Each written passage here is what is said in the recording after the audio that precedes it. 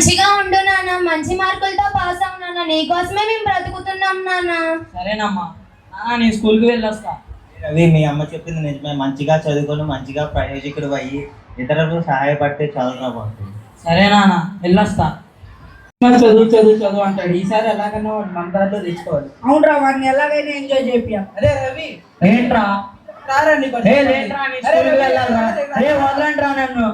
తప్పించుకున్నాను. స్కూల్లో పాఠాలు బాగా చెప్పారా నాన్న? మంచిగా చదువుకొని మంచిగా ఉండు నాన్న. సరేనమ్మా.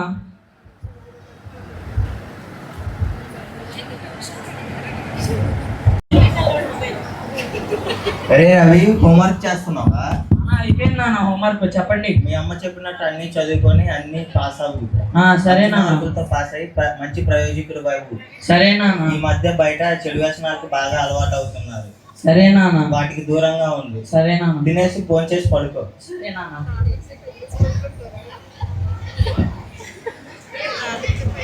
నాన్న రవి, లే లే లే, స్కూల్ కి టైం అవుతుంది నాన్న. సరేనమ్మా.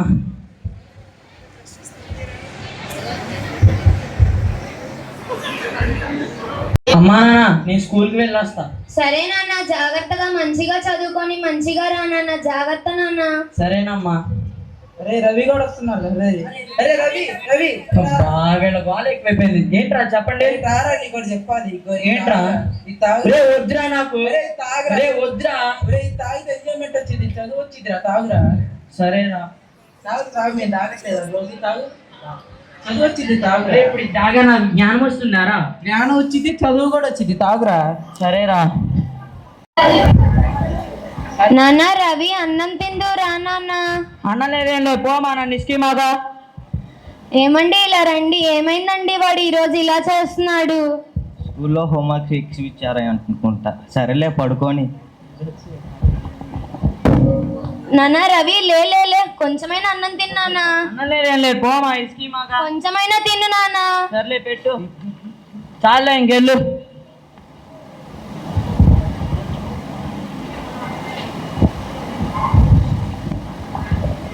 నేను స్కూల్కి వెళ్ళొస్తానమ్మా.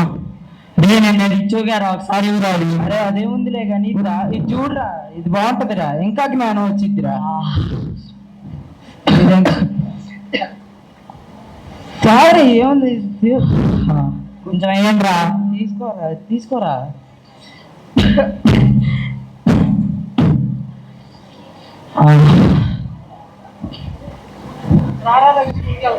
స్కూల్ పోండ్రా.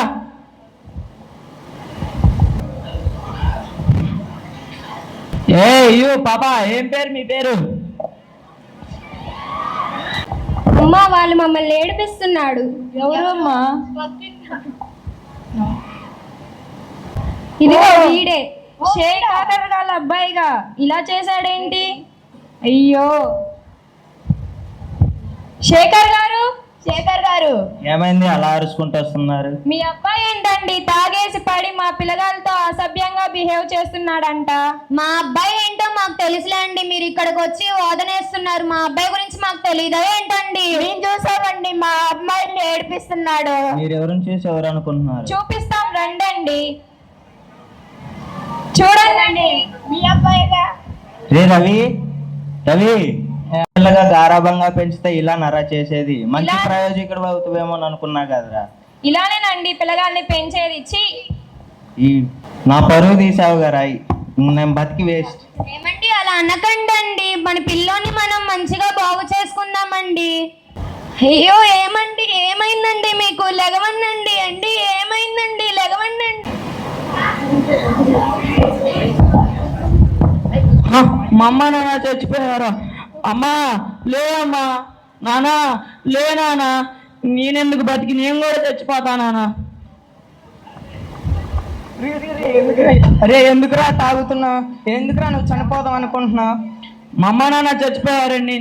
నా వల్ల నేను చచ్చిపోతా, నన్ను తాగనేవాడిని. వద్దురా వద్దురా, ఎందుకురా? మీ అమ్మ నాన్న ఆశయం ఏంటిరా? నువ్వు మంచిగా చదువుకొని మంచి ప్రయోజకుడు అవ్వాలనే కదా.